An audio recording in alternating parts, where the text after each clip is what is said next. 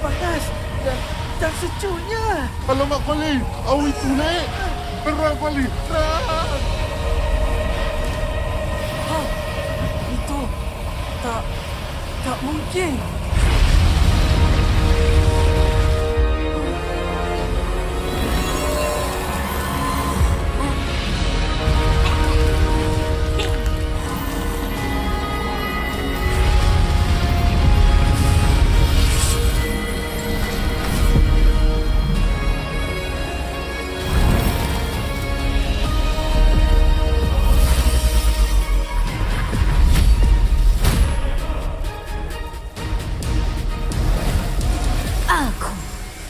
Boy, Blizzard.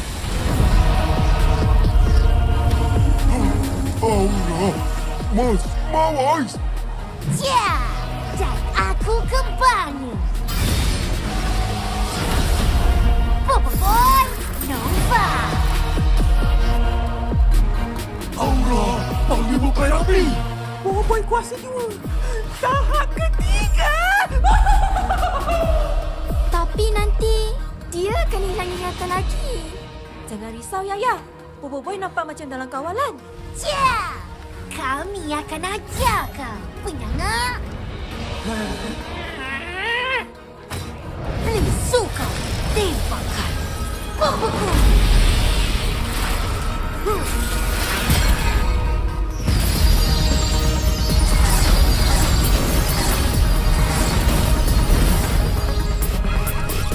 Apa? Sekarang Nova. Lemparan cakra Nova.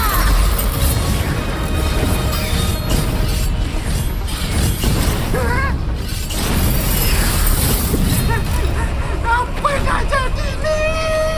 Tembak!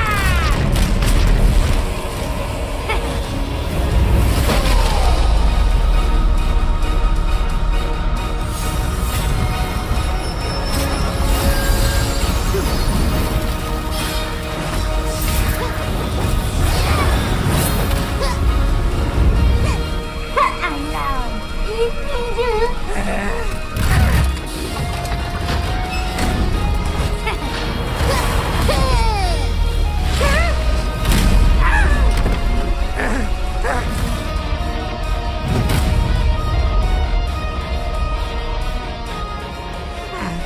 Kau nak main sangat kan? Rasakan lezat terkuat aku.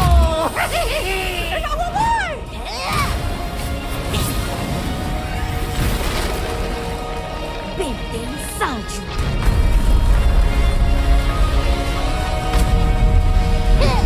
Perlahan barat.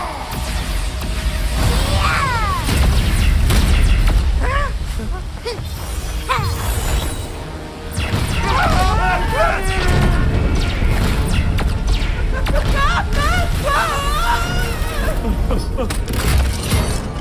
Lepas. Jom kita cari jalan keluar. Tu dia. Helikopter pengangkut. Itu serangan laser terkuat. Tak berkesan. Kamu baru je panaskan badan. Kalau aku tak boleh serang kau, kawan kau pun jadilah.